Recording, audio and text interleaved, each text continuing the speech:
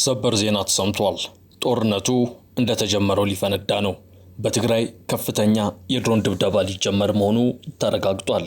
አየር ኃይሉ የድሮን ቅኝት እያደረገ ስለመሆኑ መረጃዎች ወጥቷል። የዋት ወታደሮች በበኩላቸው ፕሪቶሪያን በመጣስ በራያ ቀጠና ከፋኖ ታጣቂዎች ጋር በማበር የመንግስት ኃይሎች ላይ በትናንትናው ዕለት ተኩስ ከፍተዋል ብለዋል የመረጃ ምንጮች። በመጨረሻም የዋትና ፌደራል መንግስት ፍጥጫ በምድር በሰማይ ቃታ ወደሚሳብበት 11ኛው ሰዓት ላይ እነሆ ደርሷል። ከማዕከላዊ መንግስቱ ጋር ያለኝን ግንኙነት መስመር በጥሻለሁ የሚለው ህወሓት አመራሮቹ ላይ ያነጣጠረ የድሮን ቅኝት በትግራይ ሰማይ ላይ በይፋ ተጀምሯል። ይህንን ጉዳይ በስፋት በዝርዝር እናስቃኛቸዋለን። በሌላኛው መረጃችን ደግሞ የጦር አዛዡ የመማረካቸው ዜና ከኦሮሚያ ክልል ተሰምቷል። አዛዡ መማረካቸውን የሽመልስ አብዲሳ ወታደራዊ አማካሪ ጀነራል አረጋግጧል። የአዛዡ መማረክ ድንገተኛና ያልተጠበቀ ሲሆን ለ4 ኪሎም ታላቅ ሲሳይ ሆኖለታል። ዝርዝሩን ይዘናል። ጦርነቱ ከተጀመረ ቀጠና ይሆናል ስትል እንግሊዝ አስጠንቅቃለች። ነገሩ እየተካረረ እንደሚመስል የሚያረጋግጡ የዲፕሎማቲክ መረጃዎች እየወጡ ነው። በድጋሚ የሚጀመር ግጭት ለትግራይ ክልል ለኢትዮጵያም ሆነ ለቀጠናው አውዳሚ ይሆናል ያለችው ብሪታንያ፣ የአውሮፓ ህብረትም ትግራይ ክልል ውስጥ ያለው ሁኔታ በከፍተኛ ስጋት እየተከታተልኩት ነው ካለ በኋላ የፕሪቶሪያ ስምምነትን አደጋ ላይ የሚጥሉ እርምጃዎች እንዳይወሰዱ ሲል አስጠንቅቋል። ይህ አዲስ ፖስት ሚዲያ ነው። የተወደዳችሁ የቻናላችን ቤተሰቦች እነዚህንና ሌሎች መረጃዎችን አሰናድተን አጠናቅረን ለእናንተም ይመጠናሉ ያልናቸው መረጃዎች ይዘናል። እንደተለመደው ቪዲዮ ላይክ አድርጋችሁ በመጀመር ጥቂት ደቂቃዎችን አብራችሁን እንድትዘልቁ ግብዣችን ነው። በቀዳሚነት የምናስደምጣችሁ የጦር አዛዡን መማረክ ዜና ነው። ከኦሮሚያ ክልል የተሰማው ወታደራዊ መረጃ እጅግ አስደንጋጭ ነው። የጦር አዛዡ ተማርከዋል ይላል መረጃው። አዛዡ መማረካቸውን የሽመልስ አብዲሳ ወታደራዊ አማካሪ ጀነራል አረጋግጧል። የአዛዡ መማረክ ድንገተኛና ያልተጠበቀ ሲሆን ይህም ለ4 ኪሎ ታላቅ ሲሳይ ይሆንለታል እየተባለ ነው። በትግል ስሙ ጃልቃንቄ የተባለው የአማጺው የኦሮሞ ነጻነት ሰራዊት የምዕራብ ኦሮሚያ ቀጠና አዛዥ የክልሉ መንግስት ለቡድኑ ያቀረበውን የሰላም ጥሪ ተቀብሎ እጅ ሰጥቷል ሲል ዋዜማ ራዲዮ ምንጮቹን ዋቢ በማድረግ በሰበር ዜና አሰምቷል። ጃልቃንቄ በወለጋ ዞኖች የሚንቀሳቀሰውን የአማጺ ቡድኑን ክንፍ ይመራ እንደነበርና የቡድኑ ቁልፍ ሰው እንደነበር ምንጮች አረጋግጠዋል። ግለሰቡ ከሌሎች የቡድኑ አዛዦች ጋር በአንዳንድ ውስጣዊ ጉዳዮች ላይ አለመግባባት እንደነበረው የሚጠቅሰው ይኸው ዘገባ ያለመግባባት እጅ ለመስጠት እንዳበቃው የዋዜማ ምንጮች ተናግረዋል። ጃልቃንቄ እጅ መስጠቱን የክልሉ ርዕሰ መስተዳደር የጸጥታ ጉዳዮች አማካሪ ብርጋዴር ጀነራል ኃይሉ ጎንፋ በይፋዊ ማህበራዊ ትስስር ገጻቸው ላይ ማረጋገጣቸው ደግሞ የመረጃውን እውነትነት እያረጋገጠ ሆኗል።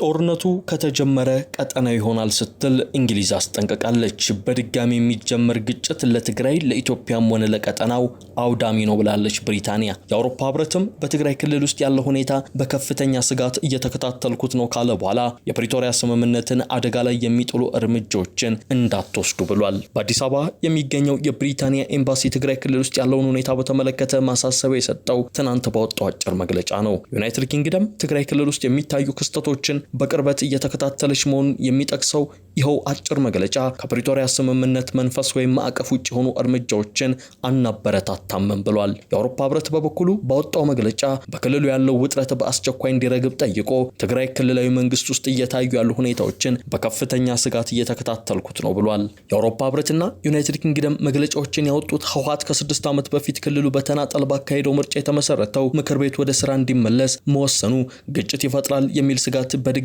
እንዲያገረሽ ካደረገ በኋላ ነው። ህወሓት ፌደራል መንግስት የትግራይ ክልል ጊዜያዊ አስተዳደር ፕሬዝዳንት ጀነራል ታደሰ ወረደን የስልጣን ቆይታ ለብቻው ባስተላለፈው ውሳኔ በማራዘም የፕሪቶሪያ ስምምነትን አፍርሷል ሲል ይከሳል። የሌተናል ጀነራል ታደሰ የቆይታ ጊዜ የተራዘመበት መንገድ ህጋዊ መሆኑን በወቅቱ የገለጸው የፌደራል መንግስት እስካሁን ድረስ ስለ ህወሓት ውሳኔ በይፋ አስተያየት አለመስጠቱ ምን አይነት ፖለቲካዊ ስሌት እያሰላ ነው የሚል ጥያቄን አጭሯል። የብሪታንያ ኤምባሲ ግን ውጥረት እንዲረግብና ዘላቂ ግጭት ማቆም ስምምነት ተግባራን በተመለከተ በአስቸኳይ ወደ ንግግር እንዲመለሱ ነው ጥሪውን ያቀረበው። ኤምባሲው የግጭት እንደ አዲስ መጀመር ለትግራይ ለኢትዮጵያና ሰፊው ቀጠና አውዳሚ ይሆናል ሲል ያስጠነቀቀው። የአውሮፓ ህብረት በበኩሉ ውጥረት እንዲረግብና በፕሪቶሪያ የተፈረመውን የዘላቂ ተኩስ አቁም ስምምነትን አደጋ ላይ የሚጥሉ ማናቸውም እርምጃዎች እንዲወገዱ ሲል ጥሪውን አቅርቧል። ሌላ አስከፊ ግጭትን ማስወገድና በሁሉም ወገኖች መካከል ያሉ ልዩነቶችን በፖለቲካዊ ንግግር መፍታት አስፈላጊ ነው ሲልም ወደ ውይይት እንዲመለሱ ጥሪውን አቅርቧል። የአውሮፓ ህብረት የተፈጠረው ውጥረት ውጥረት እንዲረግብ የሚጠይቅ መግለጫ ያወጣው በትግራይ ጦርነት ምክንያት ተቋርጦ የነበረውን ለኢትዮጵያ የሚሰጥ የቀጥታ በጀት ድጋፍ በድጋሚ ማስጀመሩን ባስታወቀ በቀናት ልዩነት ውስጥ ነው። በተመሳሳይ የአውሮፓ ህብረት ባለፈው ሰኞ ባወጣው መግለጫ ላይ ለኢትዮጵያ መንግስት 140 ሚሊዮን ዩሮ በመስጠት ከ5 ዓመት ለሚበልጥ ጊዜ ተቋርጦ የቆየውን የቀጥታ በጀት ድጋፉን በድጋሚ መጀመሩን ይፋ አድርጓል። የህብረቱ የዓለም አቀፍ አጋርነት ኮሚሽነር የሆኑት ጆሴፍ ሲኬላ የበጀት ድጋፉ በድጋሚ መጀመር በኢትዮጵያ የሪፎርም አጀንዳ ያለንን መተማመንና ለዚህ አጋርነት ያለንን የረጅም ጊዜ ቁርጠኝነት የሚያሳይ ነው ሲሉ ተደምጠዋል። ይህ የአውሮፓ ህብረት እርምጃ ግን ከዓለም አቀፉ የሰብአዊ መብቶች ተቋም ሂውማን ራይትስ ዎች ተቃውሞን የገጠመው። ሂውማን ራይትስ ዎች የኢትዮጵያ መንግስት በትግራይ ጦርነት ለተፈጸሙ ወንጀሎች ተጠያቂነትን ለማስፈን ትርጉም ያለው እርምጃ ለመውሰዱን እንዲሁም በህወሓትና በ4 ኪሎ መካከል ግጭት ስጋት በድጋሚ ማንዣበቡን ጠቅሷል። እነዚህንና ሌሎች የመብት ጥሰቶችን የጠቀሰው ሂውማን ራይትስ ዎች የበጀት ድጋፉን በድጋሚ መጀመሩ ህብረቱ ለዚህ ቀደም ያቀረባቸውን የፍትህና የሰብአዊ መብቶች መከበር ጥሪዎችን የሚክር ነው በማለት የአውሮፓ ህብረት በ4 ኪሎ ጉዳይ የወሰነውን እርምጃ በይፋ ተቃውሟል። ወደ ሌላኛው ዘገባችን አመራን።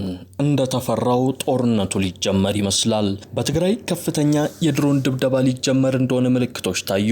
አየር ኃይሉ የድሮን ቅኝት እያደረገ ስለመሆኑ ተዘግቧል። የህወሓት ወታደሮች በበኩላቸው ፕሪቶሪያን በመጣስ በራያ ቀጠና ከፋኖ አማጽያን ጋር በማበር የመንግስት ኃይሎች ላይ ተኩስ በትላንትናው ዕለት ከፍተዋል ብለዋል የመረጃ ምንጮች። በመጨረሻም የህወሓትና ፌዴራል መንግስት ፍጥጫ በምድር በሰማይ ቃታ ወደሚሳብበት 11ኛው ሰዓት ላይ ተደርሷል። ከፌዴራል መንግስቱ ጋር ያለኝን ግንኙነት መስመር በጥሻለሁ ሲል ባለፈው ሳምንት የተደመጠው ህወሓት አመራሮቹ ላይ ያነጣጠረ የድሮን ቅኝት በትግራይ ሰማይ ላይ በይፋ መጀመሩን የሚገልጽ ሪፖርትን የወጣው ከትላንት ጀምሮ በተለያዩ የትግራይ አካባቢዎች መጠነ ሰፊ የድሮን ቅኝቶች መደረጋቸው ተሰምቷል። የድሮን ቅኝቶቹ የተደረጉት የህወሓት ጦር በሚንቀሳቀሱባቸው ቦታዎችና አመራሮች በሚገኙባቸው አካባቢዎች ላይ ነው ተብሏል። በተለይ ትግራይ ክልልን ከአማራና አፋር ክልል በሚያዋስኑ አካባቢዎች ላይ የድሮን ቅኝቶች በግልጽ መታየታቸውን ተረጋግጧል። ህወሓት ጦሩን ያስጠጋባቸው የአፋርና አማራ አዋሳኝ አካባቢዎች ላይ የተደረገው የድሮን ቅኝት ትላንት ቀኑን እስከ ምሽት ድረስ የቀጠለ ነበር ተብሏል። ህወሓትና የፌዴራል መንግስት በየፊናቸው ጦራቸውን ወደ አዋሳኝ አካባቢዎችም እያስጠጉ ነው። መከላከያ ሰራዊት ቀደም ብሎ ከተለያዩ የአማራና ኦሮሚያ አካባቢዎች ወደ